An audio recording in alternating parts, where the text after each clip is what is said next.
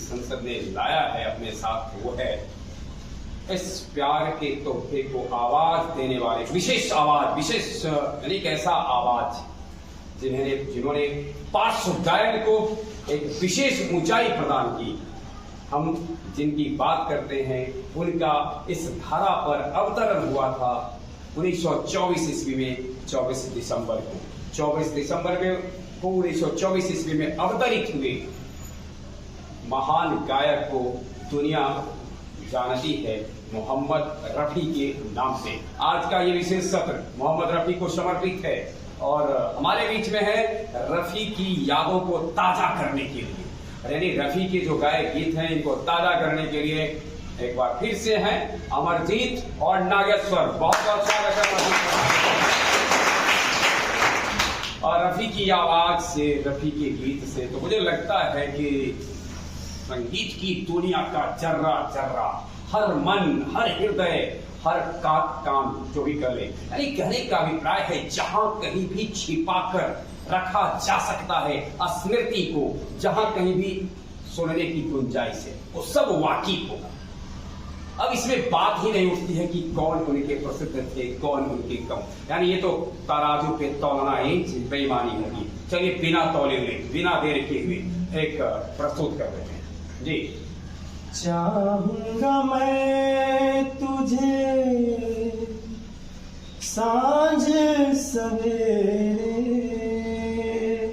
फिर भी कभी अब नाम को तेरे आवाज मैं न दूंगा, आवाज मैं न दूंगा। चाहूंगा मैं तुझे सांझ सवेरे, फिर भी कभी अब नाम को तेरे आवाज मैं न दूंगा, आवाज मैं न दूंगा। चाहूंगा मैं तुझे सांझ सवेरे, देख मुझे सब है पता, सुनता है तू मन की सदा। देख मुझे सब है पता, सुनता है तू मन की सदा। मितवा मेरे यार तुझको बार बार आवाज मैं न दूंगा, आवाज मैं न दूंगा। चाहूंगा मैं तुझे सांझ सवेरे। वाह, दोस्ती को ये आवाज जो मिली, दोस्ती फिल्म में ये जो गीत गाए गए, आवाज जो दी गई थी, अब वो आवाज तो नहीं है लेकिन वो फिजा में गूंजते रहेगी जब तक ये धारा है, जब तक धारा का अस्तित्व है, जब तक संगीत है तब तक गूंजती रहेगी।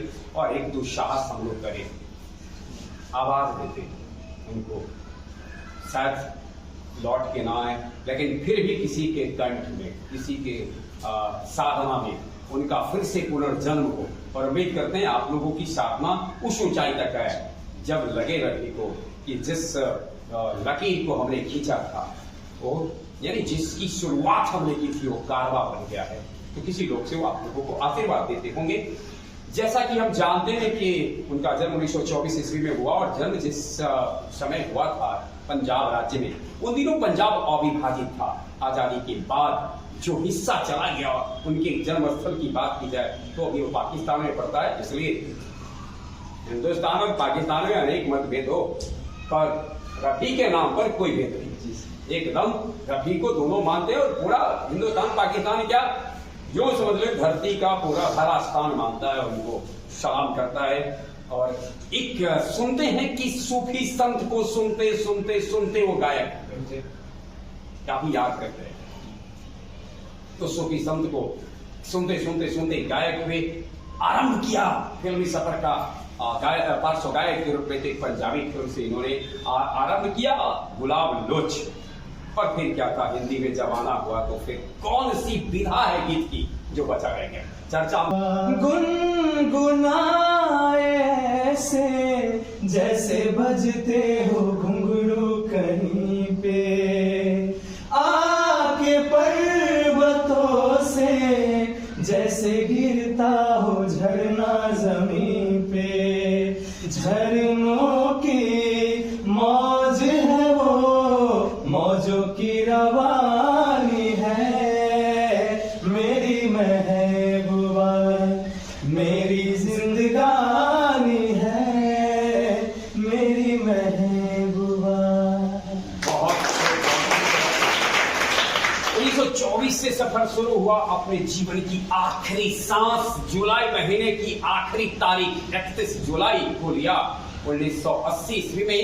लेकिन जब गायन की बात आएगी, शुरुआत किया था 1944 से, अर्थात 20 वर्षीय रफी ने अपने फिल्मी सफर की शुरुआत गायन के रूप में के क्षेत्र में किया और उसके बाद अगले 34 वर्षों तक, अगले 36 वर्षों तक फिल्म जगत में राज किया।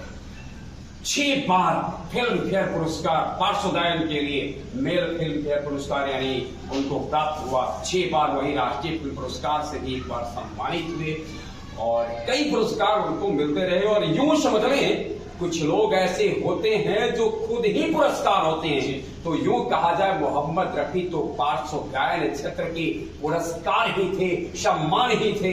भारत पाया था, ये जगत पाया था, उस जन्नत के कहते हैं ना, उस यानी कि एक खास तोहफे को भारत को मिला था, इस धारा को मिला था। और बहुत कुछ उन्होंने यहाँ किया। उनके गीतों के संदर्भ मैंने पहले ही कहा, कुछ ऐसा होता है जब आप उन्हें गाते हैं तो मुझे लगता है कि उनका आशीर्वाद आपको भी बहुत कुछ मिला है जी। और ऐसे देखिए, पसंद किसी का कुछ भी हो सकता है आपके पसंदीदा गायक कोई भी हो, लेकिन रफी तो है जो आराधना के हैं। रफी पूजनीय है और ईश्वर किसी के होते नहीं हो, सबके लिए सम्माननीय होते। पसंद किसी की कोई हो सकता है, परंतु रफी ने तो उस मुकाम को हासिल किया था तो मुझे लगता है सब की नजरों में सम्माननीय है। उनके सम्मान में एक और लिखे जो खत तुझे, वाह, वो तेरी याद में हजारों रंग के नजारे बन गए। लिखे जो खत तुझे, वो तेरी याद में हजारों रंग के नजारे बन गए। सवेरा जब हुआ तो फूल बन गए, जो रात आई तो सितारे बन गए। लिखे जो खत तुझे, कोई नगमा कहीं गूंजा, कहा दिल ने ये तू आई। कहीं छटकी कली कोई, मैं ये समझा तू शर्माई। कोई खुशबू कहीं बिखरी, लगाए जुल्फ लहराई। लिखे जो खत तुझे, वो तेरी याद में हजारों रंग के नजारे बन गए। सवेरा जब हुआ तो फूल बन गए, जो रात आई तो सितारे बन गए। लिखे जो खत तुझे।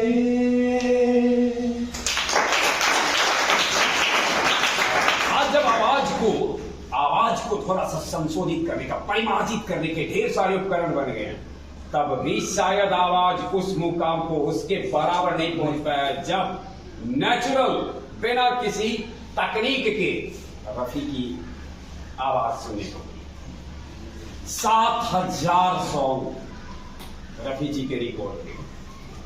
तब जब तकनीकों का इतना विकास नहीं हुआ था, जब एक गीत की रिकॉर्डिंग के लिए कितने बार कट किए जाते थे, तब 7000 नगमों का, 7000 गीतों को आवाज देने वाले रफी जीवन में कभी कटे नहीं। मुझे नहीं लगता है कि गायन के जो उनकी जो शैली थी, जो उनकी ऊंचाई थी, इससे किसी को भी जो गीत प्रेमी होगा वो कभी भूल पाएगा। अमरजीत नागेश्वर को यूं तो बहुत सारे गीत उनके हुए, लेकिन रफी जी को अगर याद करना हो एक गीत में, अभी तो आपने गाया, लेकिन एक गीत में अगर रफी जी को याद करना हो तो आप कौन से गीत याद करें? क्या हुआ तेरा वादा? क्या हुआ तेरा वादा? अच्छा, उनसे क्या हुआ वादा? ये फिर से आएंगे धरती पर? नहीं। हाँ, अच्छा ठीक, चलिए ठीक है, ये चलिए देख सुनते हैं। क्या हुआ तेरा वादा, वो कसम वो इरादा, क्या हुआ तेरा वादा, वो कसम वो इरादा, भूलेगा दिल जिस दिन तुम्हें, वो दिन जिंदगी का आखिरी दिन होगा। क्या हुआ तेरा वादा, वो कसम वो इरादा, याद है मुझको तूने कहा था तुमसे नहीं रूठेंगे कभी, दिल की तरह से हाथ मिले हैं जैसे भला छूटेंगे कभी, तेरी बाहों में बीती हर शाम, बेवफाई भी क्या याद नहीं। क्या हुआ तेरा वादा, वो कसम वो इरादा, भूलेगा दिल जिस दिन तुम्हें, वो दिन जिंदगी का आखिरी दिन होगा। क्या हुआ तेरा वादा।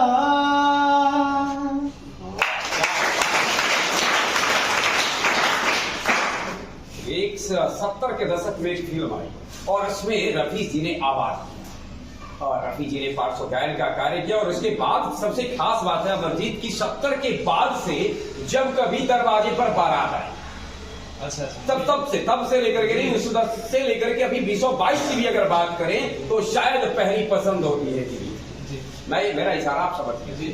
और रफी के गीत आज भी यानी सोचिए कि लगभग 40-50 वर्षों से 44-45 वर्षों से बारात दरवाजे पर आते हैं, बाराती नहीं दरवाजे पर कोई भी जब हमारा प्रिय आता है तो शायद दिल गुनगुना उठता है। मेरा तो दिल ही गुनगुना रहा है, आप थोड़ा बहारों फूल बरसाओ, मेरा महबूब आया है, मेरा महबूब आया है, हवाओं रागनी गाओ, मेरा महबूब आया है, मेरा महबूब आया है, वो लाली फूल की लगा इन गोरे हाथों में, उतर आए घटा काजल लगा इन प्यारी आंखों में, सितारों मांग भर जाओ, मेरा महबूब आया है, मेरा महबूब आया है, बहारों फूल बरसाओ, मेरा महबूब आया है, मेरा महबूब आया है। इसमें थोड़ा सा संश्लेषण करूं और ऐसे कह दूं कि क्या खूब गाया है, बहुत खूब गाया है आपने। और बहुत बधाई देते हुए मैं अपने श्रोताओं को ये बताना चाहूंगा, ये अलग बात है कि हम उन्हें याद हिंदी नगमों के साथ कर रहे हैं, परंतु भारत के कई क्षेत्रीय भाषाओं में भी उन्होंने गीत गाया था। वो चाहे असमी हो, पंजाबी हो, उड़िया हो, मैथिली हो, भोजपुरी हो, पता नहीं भारत में बोली जाने वाली कोई भी क्षेत्रीय भाषा ऐसी भी होगी जिसमें रफी नहीं होंगे। ये ढूंढना मैं श्रोताओं के लिए छोड़ देता हूँ, जो ढूंढे कि कौन सी ऐसे क्षेत्रीय भाषा है जिसमें रफी के कोई गीत नहीं है। फिलहाल तो हम बगैर देर किए हुए जब सुनी रफी को रहे हैं तो रफी के एक और गीत को सुनते हैं जी। बदन पे सितारे लपेटे हुए, ओ जाने तमन्ना किधर जा रही हूँ, जरा पास आओ तो चैन आ जाए, जरा पास आओ तो चैन आ जाए, बदन पे सितारे लपेटे हुए, ओ किधर जा रही हो, जरा पास आओ तो चैन आ जाए, जरा पास आओ तो चैन आ जाए। हमें जब न होंगे तो ऐ दिलरुबा, किसे देख कर हाय शर्माओगी, न देखोगी फिर तुम कभी आईना, हमारे बिना रोज घबराओगी।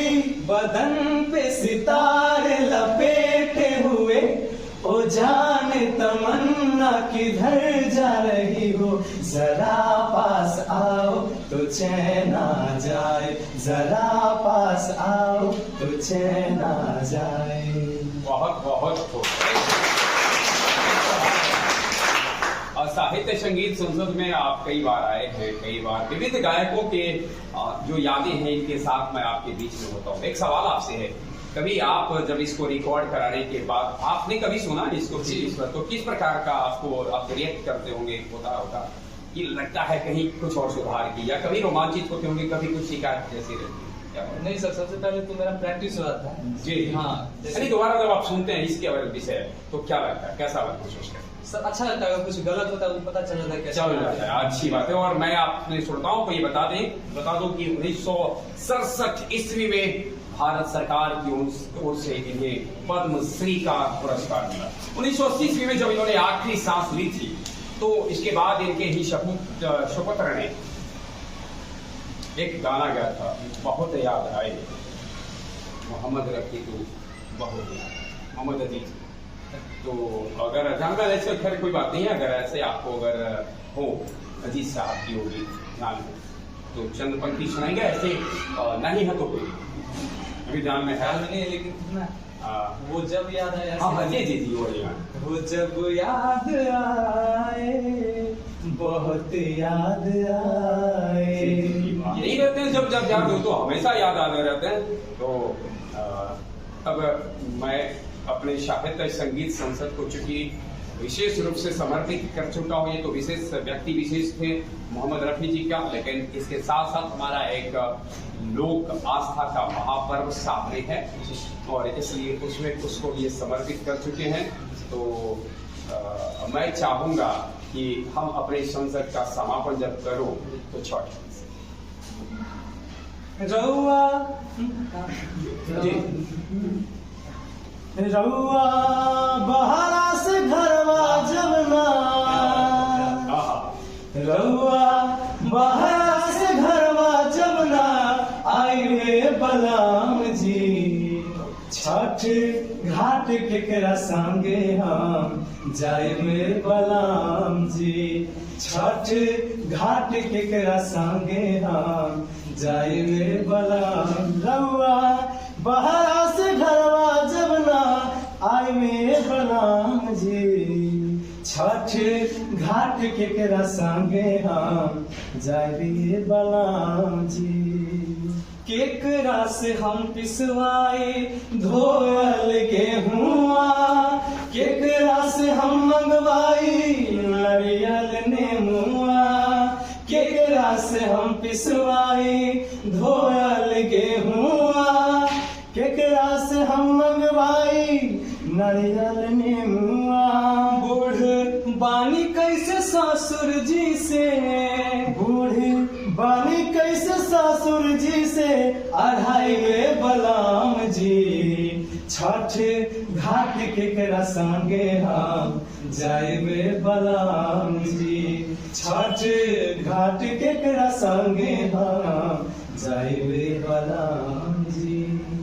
धन्यवाद आपको। हम अपने तमाम सुनने वालों को अपने संसद के माध्यम से आने वाले पर्व दीपावली, छठ और उसके बाद कई त्योहार हैं जी, बहुत सारा त्योहार होता है। कार्तिक माने यानी पवित्र माह कार्तिक की शुभकामना, कार्तिक में आने वाले पर्व की शुभकामना और महापर्व लोक आस्था के महापर्व छठ की शुभकामना देते हुए और आप दोनों के असीम असीम शुभकामना। आपका संगीत का सफर, गीत का सफर अनंत ऊंचाई को प्राप्त हो। धन्यवाद।